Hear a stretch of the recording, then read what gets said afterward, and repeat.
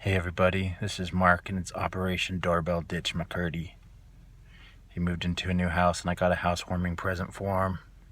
It's a tall boy full of alcohol. He doesn't drink alcohol, so he's going to be pretty weirded out when a guy drives 45 minutes to doorbell ditch him and leave one there for him. I don't want to get caught, but they got this light right in front of their house. Hopefully they're upstairs in the loft.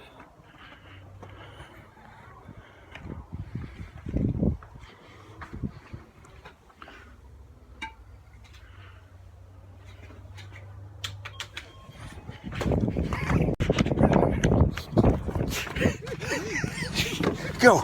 Go! Go! Turn your lights on! No!